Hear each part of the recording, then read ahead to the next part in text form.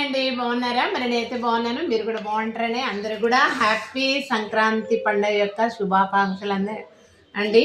మరి తెలంగాణలో ఉన్న వాళ్ళు కావచ్చు, దేశవ్యాప్తంగా కావచ్చు, ప్రపంచవ్యాప్తంగా కావచ్చు, అదేవిధంగా ఎస్పెషల్లీ మరి ఆంధ్రప్రదేశ్లో ఉన్నటువంటి ప్రజలకు ఇది ఘనమైన గొప్ప మరి సంబరాలతో కూడుకున్నటువంటి సంతోషకరమైనటువంటి ఆనందోత్సవాలను ఇచ్చేటటువంటి ఆహ్లాదకరమైనటువంటి పండగ అంటే సంక్రాంతి అని చెప్పుకుంటాము.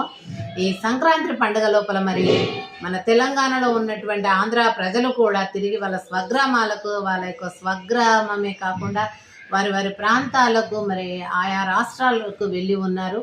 మరి వాళ్ళందరికీ కూడా భగవంతుడు తోడుగా ఉండాలి. వాడు చేసుకునేటటువంటి ప్రతి పండుగను కూడా భగవంతుడు మరి దీవించాలని, వీరి పూజలందరూ కూడా ఆ భగవంతుడు అందుకొని ఆశీస్సులు ఇవ్వాలని కోరుకుందాము. మనం అందరం కూడా మరి తెలంగాణలో ఉన్నటువంటి మనము కూడా సంక్రాంతి చేసుకుంటాం, కానీ మరి ఆంధ్ర ప్రజలంతా గొప్పగా చేసుకోము. ఎందుకంటే అది పాడి పంటలతోనే నిండి ఉన్న ప్రాంతము, ధనధాన్యము మరి ఇల్లు గృహాలు నిండి ఉంటాయి కాబట్టి అందుకే కొత్తగా పెళ్ళైన అల్లుళ్ళను, బిడ్డలను, వారి పిల్లలను అందరిని కూడా పిలుచుకొని ఆయా కుటుంబాలన్నీ కూడా మరి సంవత్సరం అంతా మరి ఎంత నిండుగా ఖాళీగా ఉన్నాయో, కానీ మరి ఇప్పుడైతే వీళ్ళతో మాత్రము అవి మరి నిండుగా ఉండి మరి సంతోషంగా మాత్రము ఆయా ప్రాంతాలు ఉంటున్నాయండి.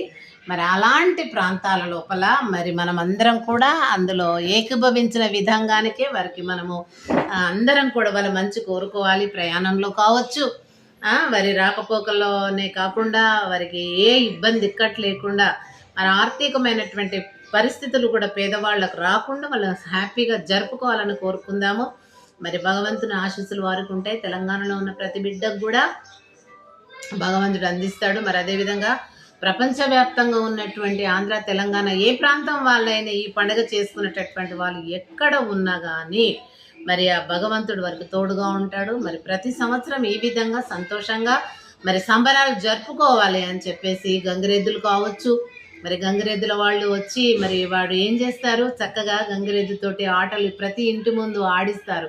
అంటే గంగిరెద్దు యొక్క ఆశీస్సులు, దీవెనలు మరి ప్రతి కుటుంబము, ప్రతి గృహిణీలు తీసుకుంటారు. అందుకని మరి కలిగిన దాంట్లో ధాన్యమును ఆ యొక్క మరి దాసరికి, అంటే ఆ గంగిరెద్దులు ఆడించేటటువంటి వాళ్లకు మరి ధాన్యము ఇస్తూ ఉంటారు.